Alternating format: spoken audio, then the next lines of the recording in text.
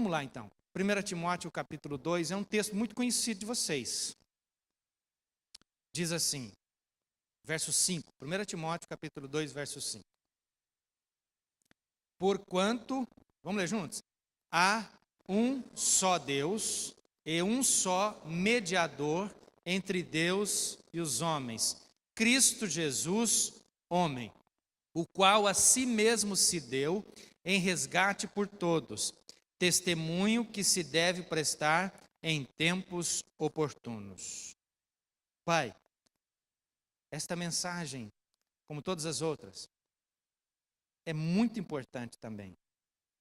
Que não sejam, Pai, simplesmente ideias ou afirmações, mas que, se de alguma forma o Teu Espírito tratar o nosso coração como a terra preparada para receber a semente.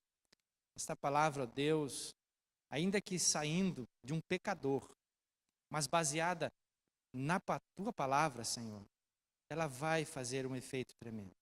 Ela vai frutificar em cada coração. E isso só o Senhor pode fazer.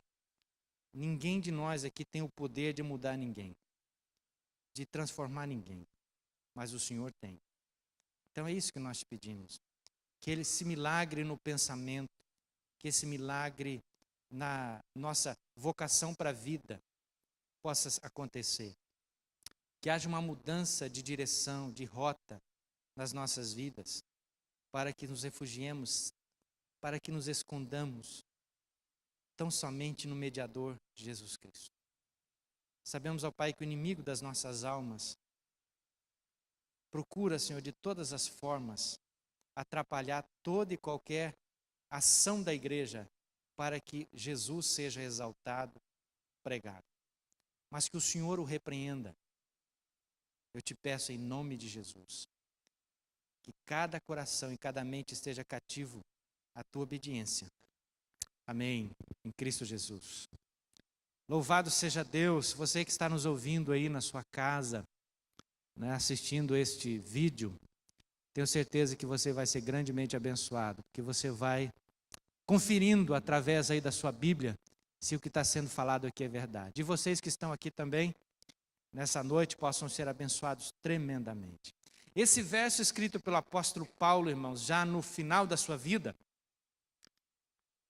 já praticamente entendendo que os seus dias já estavam se encerrando aqui na face da terra, tendo trabalhado bastante na pregação do Evangelho, tendo sido designado, conforme ele diz no verso 7, pregador daquilo que ele havia falado no verso anterior, ou seja, de que Cristo é o mediador entre Deus e os homens.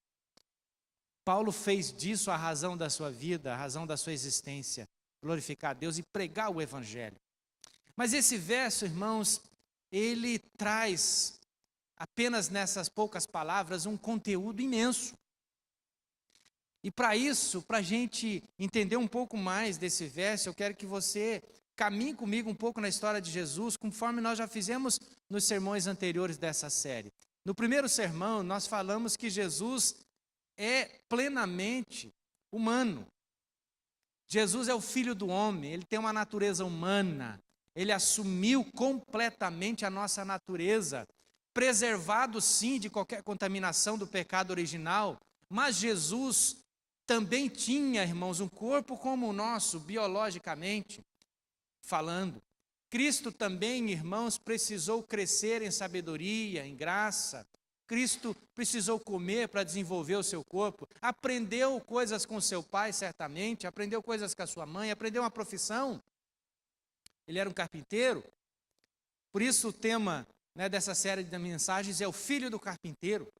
Domingo passado nós falamos que ele é muito mais do que um carpinteiro, ele é também Deus, ele tem uma natureza divina, porque ele tem domínio sobre a natureza, ele diz que ele se identifica como o Eu Sou, o Deus Criador do Antigo Testamento, então ele tem a mesma substância. Cristo tem domínio sobre a natureza, ele tem autoridade espiritual, ele expulsa os demônios. Então o reino das trevas teme a presença de Jesus, ele tem autoridade. Jesus, irmãos, tem o poder sobre todo o efeito do pecado, porque ele cura doenças. nenhuma doença é incurável. Ele é Senhor da vida e da morte. Porque ele diz assim para Lázaro: sai, e Lázaro ressuscita. A morte também não o segurou, ressuscitou ao terceiro dia. Hoje, nós vamos ver por que Jesus então tinha essas duas naturezas, natureza humana e natureza divina. Aqui, apenas nesse verso número 5, nós temos duas expressões, irmãos, que identificam essa natureza. Paulo diz que há um só Deus e um só mediador entre Deus e os homens, Cristo Jesus, uma palavra que tem a ver com a sua divindade, o enviado de Deus. Mas Jesus é um nome absolutamente humano. Mas também faz questão do apóstolo Paulo frisar que ele é homem. Então aquele homem chamado Jesus é o Cristo. Este é o nosso mediador. Por que ele é o mediador? Vamos imaginar, aos 30 anos de idade, Jesus inicia seu ministério público. Mas antes disso, Jesus se dirige, irmãos, à beira do Rio Jordão. Lá estava um parente dele, um primo talvez de segundo grau, segundo algumas traduções. Mas certamente a mãe deste pregador era parenta de Maria, isso nós temos certeza.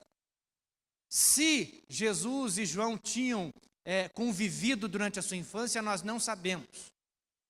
Mas o fato é que, irmãos, quando Jesus chega na beira do Rio Jordão, estava ali João Batista, este seu parente, pregando um batismo que diz a Escritura que é o batismo de arrependimento. Porque a pregação de Jesus de João Batista era: arrependei-vos. Vocês não podem confiar nas suas tradições, na sua genealogia, na sua história. Vocês precisam se arrepender.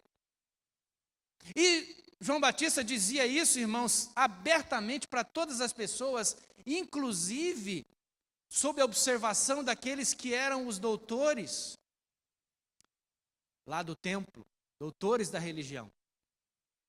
Arrependam-se dos seus pecados. E ele está ali fazendo o seu trabalho, vocês sabem bem, se veste de forma estranha, come comida estranha. Aí aparece Jesus, se dirige a ele. Está lá em Mateus capítulo 3. E Jesus vai em direção a João Batista, esperando ser batizado por ele. E João Batista entende que ele tem que batizar Jesus, mas ele não aceita isso. E João Batista se recusa. E diz abertamente: eu é que tenho que ser batizado por você. E como é que você vem a mim? João diz assim: há uma necessidade para isso. É necessário que seja assim, João.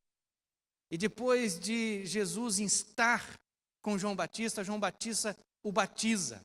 E Jesus sai da água. E Deus do céu diz: esse é o meu filho amado em quem eu tenho prazer, que me satisfaz. E aí eu te faço a pergunta que eu não respondi no outro sermão. Por que Jesus, não tendo sido concebido em pecado, preservado de qualquer contaminação do pecado, como nós aprendemos, por que Jesus, irmãos, adere, por que Jesus recebe sobre si um batismo que tem como pregação o arrependimento? E a pergunta: do que Jesus tem que se arrepender? Qual o pecado que ele cometeu? A Bíblia diz que ele não cometeu pecado algum. Cumpriu cabamente toda a vontade do Pai. Por que, irmãos? Ele ali está no lugar de alguém? Ele está ali representando alguém? Qual a agenda que Jesus está naquele momento obedecendo quando ele vai até João Batista? Porque ele poderia muito bem, irmãos, começar o seu movimento, o seu trabalho e deixar João Batista com o trabalho dele. Mas, por outro lado, João Batista já tinha falado: olha, eu estou batizando assim, dessa forma, mas vem alguém depois de mim, que eu não sou digno nem de desamarrar o sapato dele. E ele vai batizar vocês de forma diferente. Ele vai batizar vocês com o Espírito Santo. Vai batizar vocês com fogo. É diferente. é muito maior do que eu. Quando Jesus chega diante de João Batista, ele já identifica, ele já sabe. Esse eu não posso batizar. É dele que eu estou, é para ele que eu estou preparando esse caminho. Mas João Batista, irmãos, nós sabemos, ele não tem a visão global e total das coisas. Depois de um tempo, ele manda seus discípulos perguntarem para Jesus: é você mesmo que nós estamos esperando? Nós temos que esperar um outro? E Jesus fala assim: ó, João, dá uma olhada no que está acontecendo. Tem cego vendo, tem coxo andando, é pregado o evangelho. E João certamente já entende, chegou o Messias. É ele que nós estamos esperando. Que escritura Jesus está ali cumprindo? Aí, irmãos, nós temos que recorrer ao Antigo Testamento. Nós temos que olhar a Bíblia para o Antigo Testamento para tentar entender por que Jesus está ali naquele momento recebendo esse batismo. Se o pecado não era dele, a quem ele estava satisfazendo? Volto a perguntar, que agenda ele está obedecendo quando faz isso? Eu preciso recordar com vocês algumas coisas elementares da Sagrada Escritura e da nossa fé.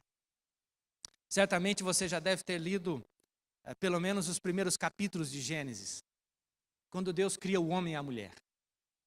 Deus cria o homem e a mulher e os põe num jardim maravilhoso, num lugar fantástico. E Deus os põe lá, fazendo com eles um pacto. Deus estabelece com o homem um acordo. E diz para eles: ó, vocês podem desfrutar de tudo que está aqui, mas tem uma coisa que vocês não podem fazer.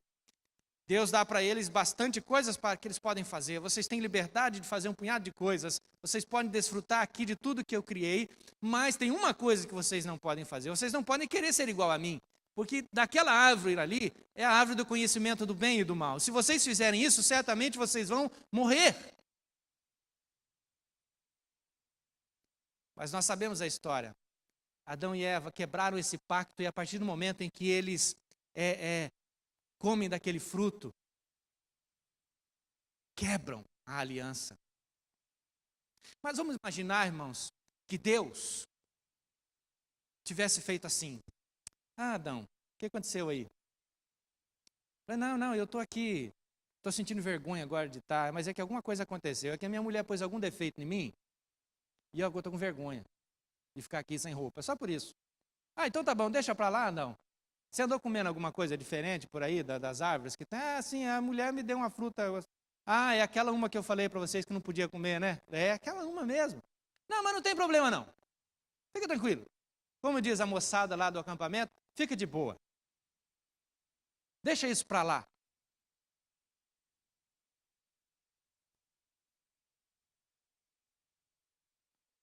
Se o teu filho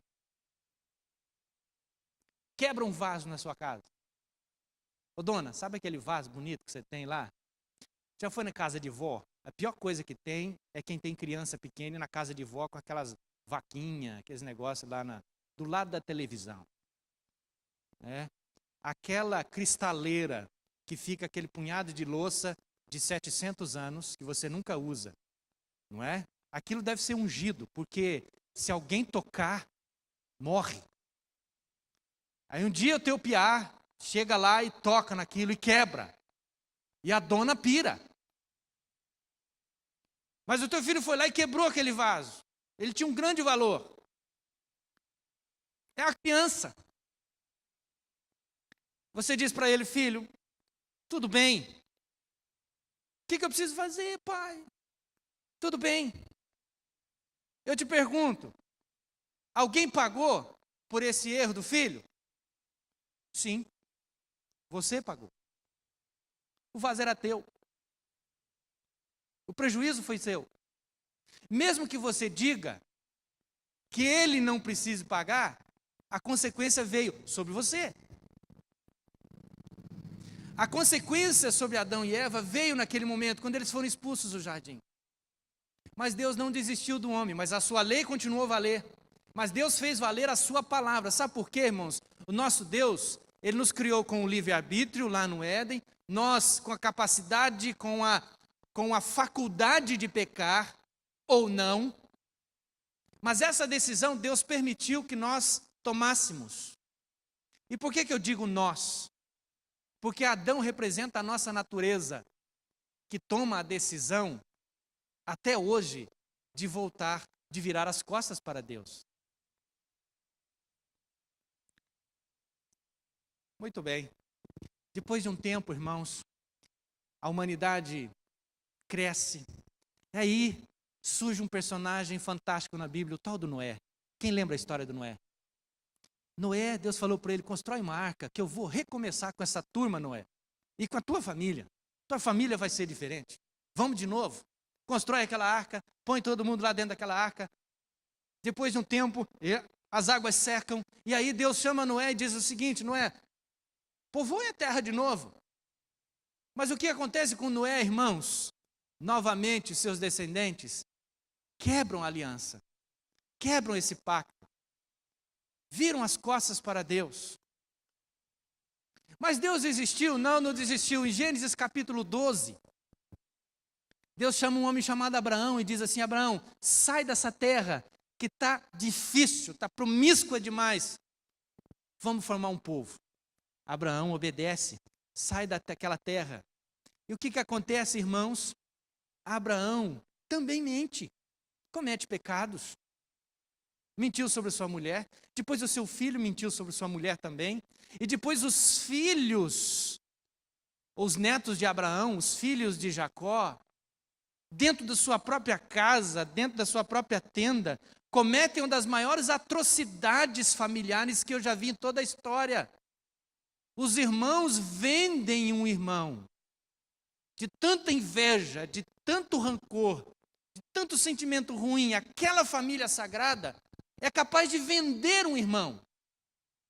E diz a Bíblia, irmãos, depois que eles já estão lá no Egito, conversando com José, um dos irmãos diz assim, vocês lembram que José, este que foi vendido, falava, olha, não mata não, imagine um irmão gritando de lá de dentro do buraco, olha, não faz isso comigo, não me vende, não me mata. Essa é a família da fé.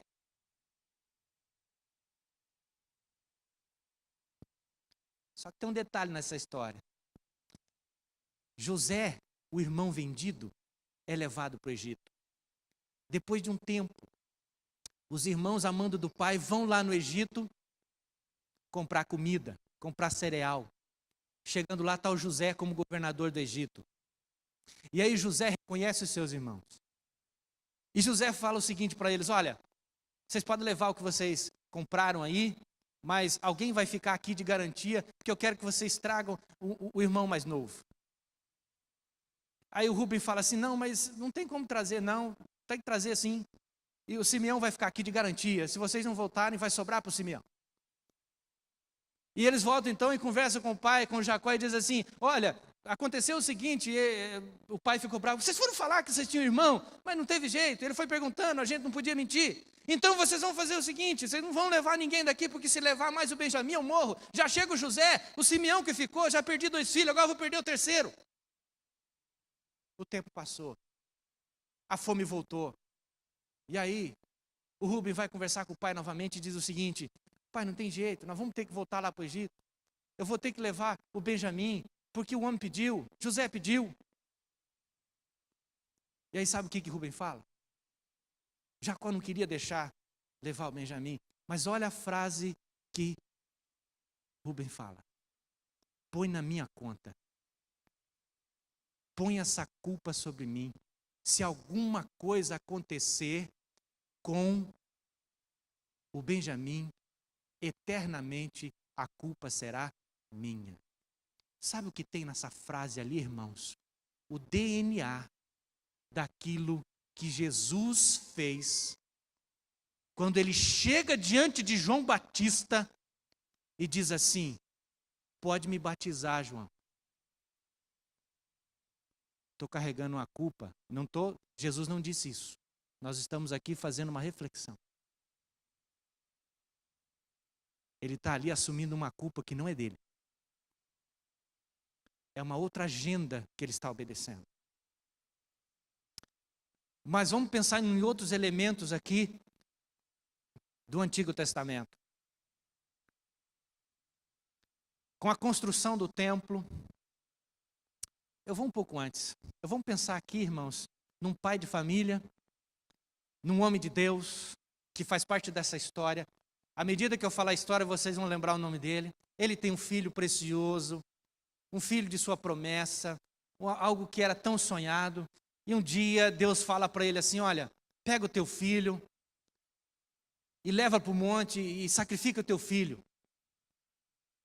E ele obedece, pega ali o seu filho e arruma lenha, põe a lenha sobre o seu filho. É assim que acontece, né, irmãos? Com os filhos, assim a gente tem que carregar, né? E estão subindo para o monte.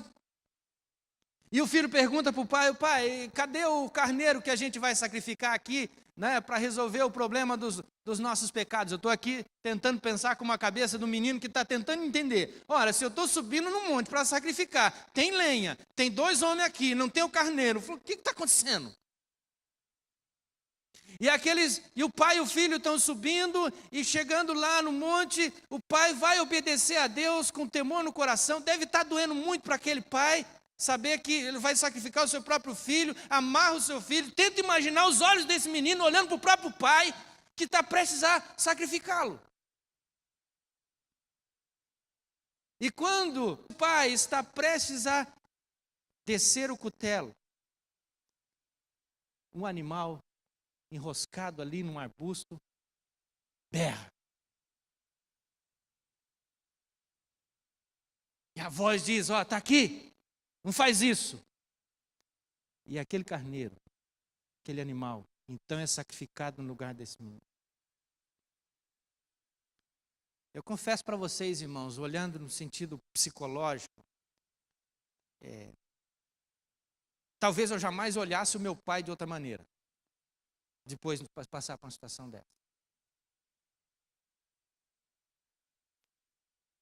Mas foi exatamente isso que Deus fez com o seu próprio filho, para que você não precisasse pagar pelos seus pecados.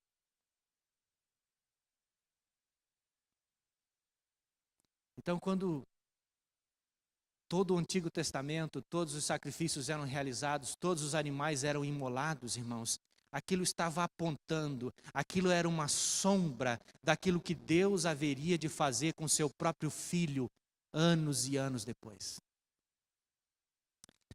Agora, deixa eu explicar uma coisa muito importante para você entender por que Jesus é o mediador. No Antigo Testamento, irmãos, até hoje pode ser assim, quando 2 partes estão em conflito, quando 2 pessoas estão com problemas, não se entendem,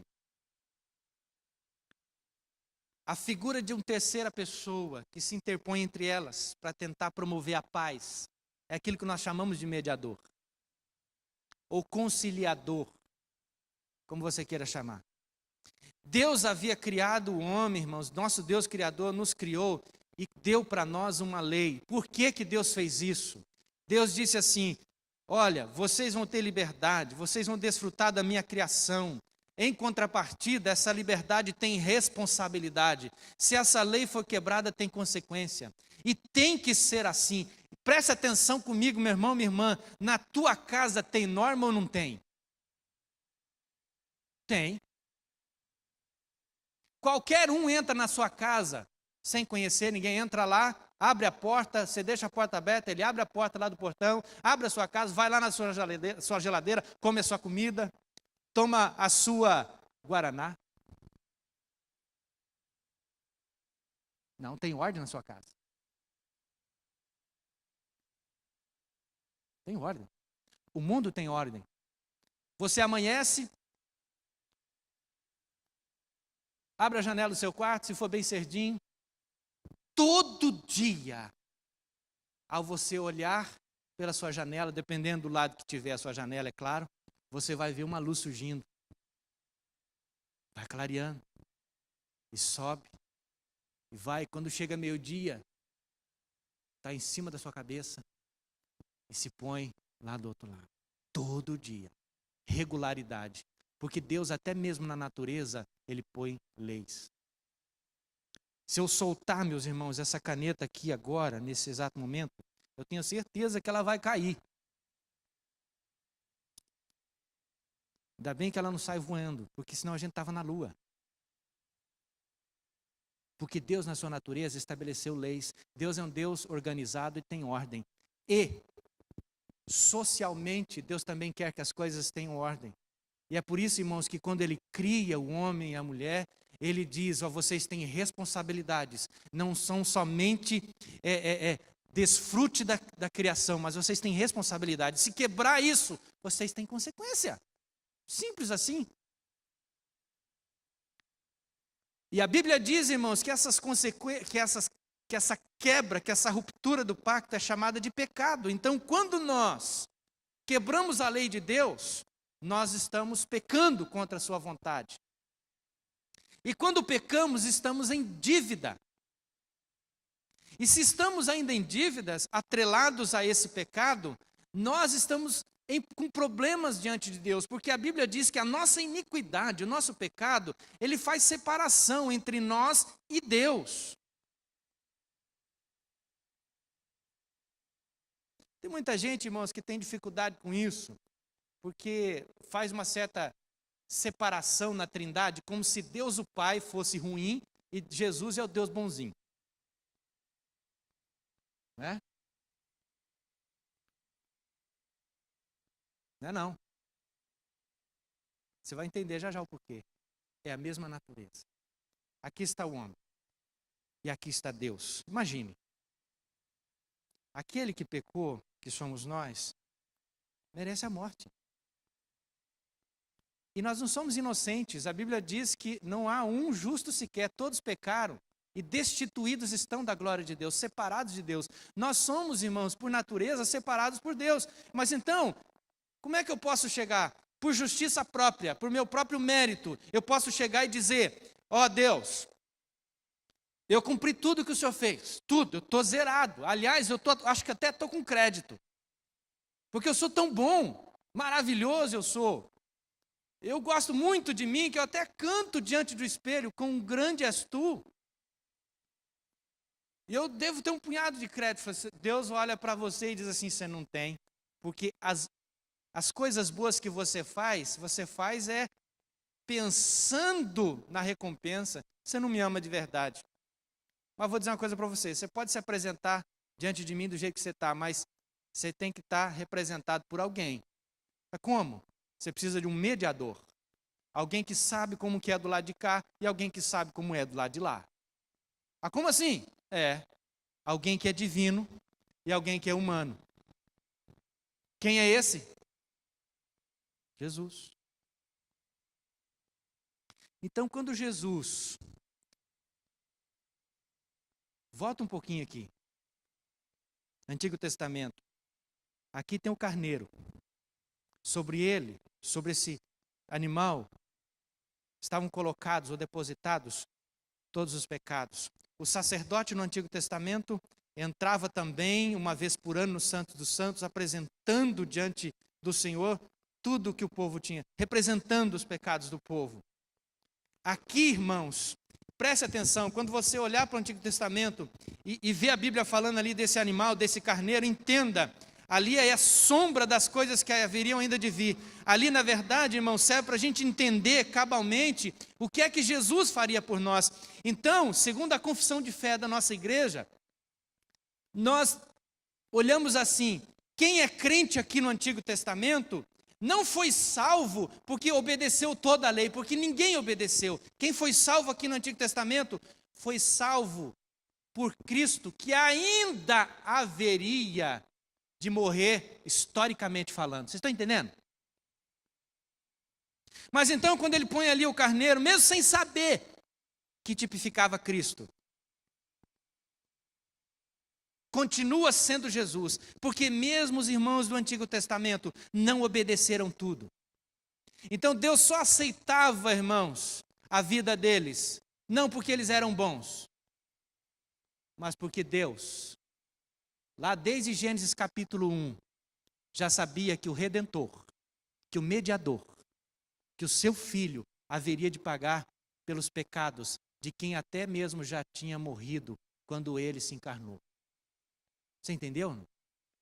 Agora estamos aqui. Jesus. Ele chega diante de Deus e nos apresenta. E diz assim, estou aqui elucubrando, tá, gente? Para você poder entender. Quando Deus olha para esse que está aqui, Ele não está vendo só a pessoa.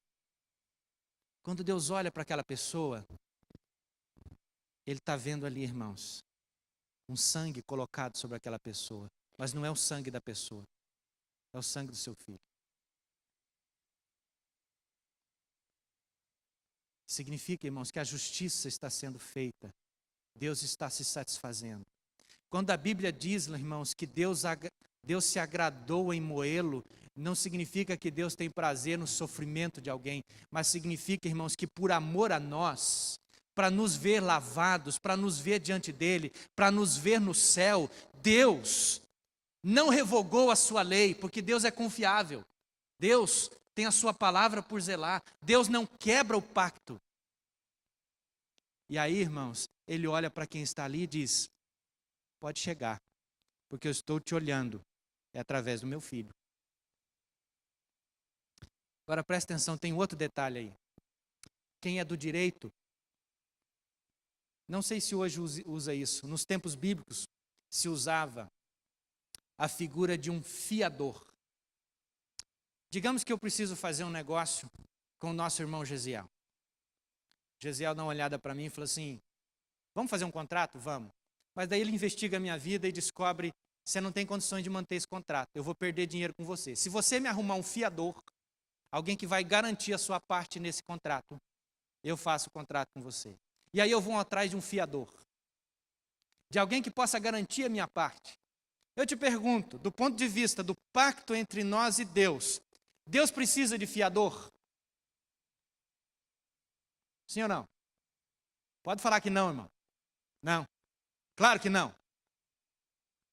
Ele é Deus. Mas do outro lado tem um homem. O homem precisa de fiador, não? Ah, esse precisa. E como precisa. Agora, abra sua Bíblia. Hebreus capítulo de número 7.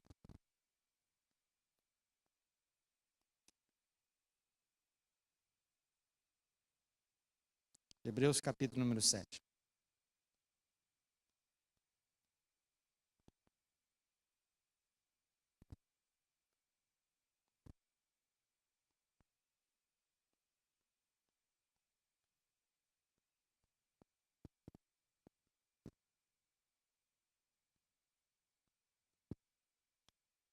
Eu vou ler a partir do verso 20 para ficar mais claro. Hebreus capítulo 7, versículo 20. E visto que não é sem prestar juramento, porque aqueles sem juramento são feitos sacerdotes, mas este com juramento, por aquele que lhe disse, o Senhor jurou e não se arrependerá. Tu és sacerdote para sempre. É uma referência a Jesus, tá, gente? Por isso mesmo, Jesus se tem tornado o quê? Fiador de superior aliança. Jesus se torna o quê? Fiador de uma aliança superior. Mas aí eu fico pensando, mas peraí, que negócio é esse? Jesus não é Deus também? Sim ou não, irmãos? Sim. Então aqui está o homem, pecador. Aqui está Deus, que a sua justiça tem que ser plenamente satisfeita. Sua lei foi quebrada. Mas aqui não precisa de fiador, mas do outro lado precisa. Tem alguém entre os homens que pode garantir os homens? Não tem.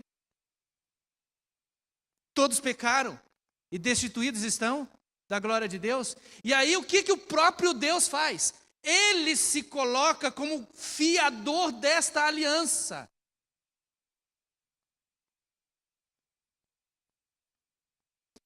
Eu não tenho condições nem de garantir o meu lado, e Deus que garante o meu. É por isso que Jesus é mediador de uma superior aliança, inigualável, eterna em seus efeitos.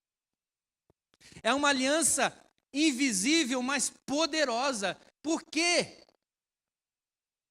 Porque Deus é que se põe como fiador, Ele garante a minha aliança. Eu não estou dizendo que você tem que sair por aí pecando, porque se você sair por aí pecando, você está virando as costas para isso aqui. Isso é muito sério. Eu estou feito já, mas o pastor explicou lá para mim domingo que, mesmo que eu aprontar tudo, eu posso, que é isso, tranquilo, posso sair por aí. Eu falo, bom, se você sair pensando assim, você está, irmãos, com todo respeito, não vou usar essa expressão lá, que é muito paranaense demais, você vai ficar ofendido. Você está desvalorizando e desconsiderando tudo isso aqui. Eu expliquei agora. Tá? Não é assim que acontece. Aqueles que estão debaixo desta aliança querem se esforçar por cumprir todos os preceitos dessa aliança.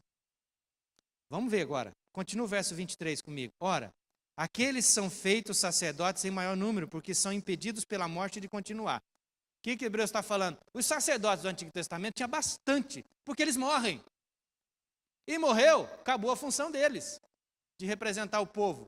Mas este sacerdote eterno que é em Cristo, verso 24, este, no entanto, porque continua para sempre, tem o seu sacerdócio imutável, por isso também pode salvar totalmente. Vamos ler junto o verso 25?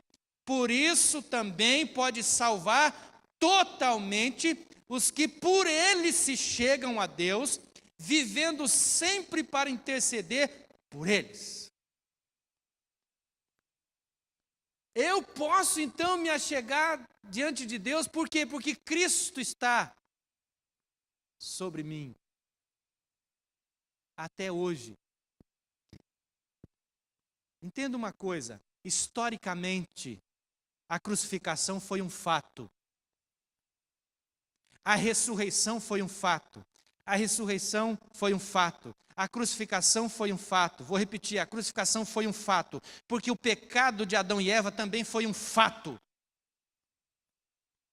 O meu pecado até hoje, irmãos, quando eu cometo, quando eu faço alguma coisa que quebra a lei de Deus, continua sendo também ação, por omissão, por comissão, seja lá o que for, mas continua também sendo fatos. Que Deus sabe, que Deus conhece. Agora preste atenção nisso, irmãos.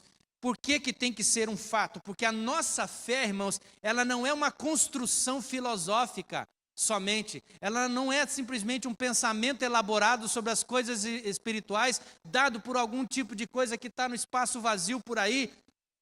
Ela é uma fé que tem sua raiz histórica, verdadeira.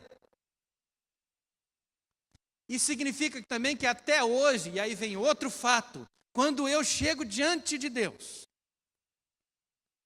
falo, Senhor, perdão, porque mesmo estando nesse relacionamento contigo, eu pequei de novo. Eu errei de novo, Senhor. Jesus continua, irmãos, fazendo exatamente a mesma função. Ele é sacerdote para sempre. Jesus não é somente sacerdote, ele tinha a função de profeta e de rei. Mas isso é uma conversa para outro dia. Eu estou enfatizando o aspecto sacerdotal. Se Jesus é o único mediador entre nós e Deus, significa que não tem outros. Quem sabe português não precisa explicar. Se ele é o único, não tem outros. Se não tem outros, irmãos, não adianta procurar outros. Então não tem como chegar até Deus sem Jesus. Simples assim. Só Ele é o mediador, não tem outro, não tem como. Não tem uma igreja, uma denominação que possa ser mediadora. Não tem uma pessoa que está aqui entre nós que possa ser mediador. Então somente Ele. Então somente Ele. Verso 27. Que não tem necessidade como sumo sacerdote de oferecer todos os dias sacrifícios. Primeiro, por seus próprios pecados. Depois, pelos do povo. Porque fez isto uma vez por todas, quando a si mesmo se ofereceu. Diga comigo, ele fez isso uma vez por todas. Fato, acabou. Agora, irmãos, vamos voltar de novo. na beira do Jordão, o filho do carpinteiro, João Batista. João, pode me batizar. Ele é batizado. E começa o seu ministério, começa a sua pregação. 3 anos ele faz isso. E prega o evangelho. Pessoas se arrependem. Ele se mostra como Deus, mas ele também se mostra como homem. Mas vai chegando no final do seu ministério, ele vai dizendo, está chegando a minha hora, está chegando o meu dia, eu vou para a cruz. Ninguém entende muito. Mas chega a sua última semana, o clímax vai sendo atingido. Chega, irmãos, naquela quinta-feira, quando ele é preso. Chega a sexta-feira, ele já está, irmãos, sendo crucificado. Vem o sábado, vem o domingo, vem a ressurreição e a gente celebra a ressurreição do Senhor. Mas antes disso acontecer, tem uma coisa também, irmãos, que muitas vezes nós pulamos dessa parte. É que a gente precisa voltar para aquele momento em que Cristo está pregado na cruz. Quando o seu corpo ainda está ali, prestes a morrer. E a última frase que ele diz, ele olha para Deus, para o seu Pai, e faz a oração, mas diz assim: Pai, por que me abandonaste? Jesus nunca tinha falado isso em momento algum, mas ali ele está falando: Senhor, por que me abandonaste? Pai, por que me abandonaste? Mas a última frase é: está consumado. O que está consumado, irmão? Pega teu nome completo, com sobrenome tudo. Imagine o teu nome ali, escrito naquela cruz. Tem a ver comigo e com você. Então, se de uma vez por todas ele pagou, está consumado, a palavra em grego lá significa que é uma obra completa, que depois dela nada pode ser acrescentado. Então significa, irmãos, que eu não preciso mais me penitenciar pelo meu pecado. Significa que eu não posso mais ter culpa pelo meu pecado. Significa que agora, diante de Deus, tudo está satisfeito. Como diz o apóstolo Paulo, Cristo cancelou todo escrito de dívida que era contra nós. Acabou, consumado está.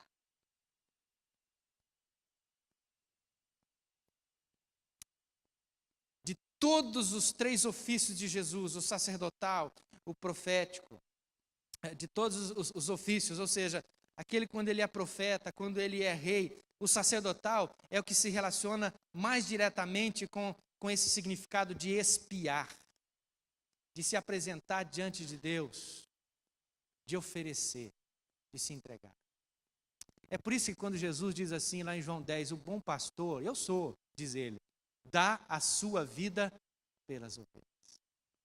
E ainda diz Jesus, ninguém a tira de mim, ninguém tira a minha vida, eu espontaneamente a dou. E se Jesus diz que ele espontaneamente a deu, é porque ele não sofreu nenhum constrangimento, nenhuma pressão de ninguém para ir para a cruz. Ele foi e morreu por nós. Agora, querido, eu só tenho uma coisa para dizer para você. Eu já quero encerrar aqui. Todas as coisas que eu falei para você, elas, primeiro, tudo isso a gente só se apropria pela fé. Pela fé. É fé. Tão somente isso. Palavrinha pequena, mas é isso que é. Se o seu coração queimou nessa hora, renda-se ao senhorio de Cristo. Ele é o único mediador entre você e Deus. Só Ele, não tem mais outro. Isso é uma coisa muito importante. A segunda, meu querido, é o seguinte: se isso é verdade para você, como é que você pode levar a sua vida do mesmo jeito de ontem? Como que eu posso ter uma vida comum se alguém pagou um preço tão maravilhoso, tão imenso por mim? Está entendendo? Minha vida não pode ser mais a mesma. Eu não estou dizendo que você amanhã tem que virar pastor, virar pastora, virar missionário, Não estou dizendo isso. Eu estou dizendo que tudo que você fizer na tua vida de agora em diante tem que ter o efeito disso que você aprendeu. A gente não pode mais levar essa vida mecanicamente. domingo após domingo. E sair daqui do culto e desconectar, virar a chave e levar a vida de qualquer maneira. Não, se isso é verdade para nós e se isso realmente é algo real para a minha vida e para a tua vida, nossa vida não pode ser mais a mesma. Não, não pode. Nós temos que viver para a glória dele. Nós temos que dedicar tempo para ele. Nós temos que dar nossos dons e talentos para ele, porque ele pagou por nós, ele nos comprou, nós não nos pertencemos mais, nós estamos agora em comunhão com Deus, livre acesso pelo novo e vivo caminho, pelo sangue de Jesus, livre, aceito, lavado, remido, posso conversar com ele, posso servi-lo, ele me aceita, ele me recebe, no céu já está garantido, mas enquanto eu estiver aqui, eu vivo para a glória dele, e não há um minuto na minha vida em que eu possa parar e dizer, isso aqui não é de Deus, tudo é para ele, meus recursos, meus talentos, e por isso. Mas sabe o que acontece, irmãos? A grande luta nossa é vencer o comodismo, é vencer a religiosidade. Esse lado frio da religiosidade e que a gente se torna religioso, que a gente se torna mecânico, a gente vem aqui todo domingo, a gente canta, a gente pode erguer a mão, pode ler alguns versículos bíblicos, mas depois que sai daqui, a nossa vida continua a mesma. Como se nada tivesse acontecido. A gente ganha o dinheiro do jeito que a gente acha que tem que ganhar, sem considerar a vontade de Deus. Namora do jeito que tem que namorar, quem é casado, quem não é.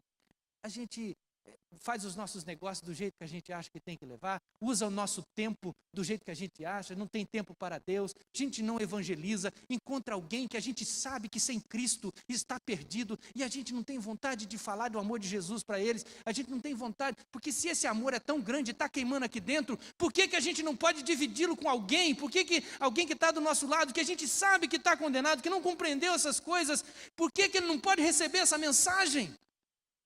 Não, a gente leva a nossa vida como sempre e ele passa por nós e vai embora. E ainda tem, irmãos, o pior da religiosidade é que muitas vezes alguns tentam nos convencer que é desse jeito mesmo. Alguns batem nas minhas costas e dizem assim, não, pastor, esse fogo passa, depois de um tempo, a gente fica assim mesmo, não para, esquece que esse negócio de alcançar mais pessoas com essa mensagem, para com isso, tá bom assim, não faz muito não, não se mata não, não se desgasta não, não se preocupa com isso não, as pessoas, não. Ele disse para os discípulos, ide, preguem o evangelho, irmãos, é isso que eu acabei de falar para vocês aqui. Simples assim, você entendeu, meu irmão? Ser cristão é coisa, irmão, para gente que não quer ser crente Nutella, não. A gente que quer ser crente de verdade. Abraçar a fé cristã, você está entendendo? Sai daqui com esse, sabe, com esse negócio incomodando o seu coração e faz a sua oração.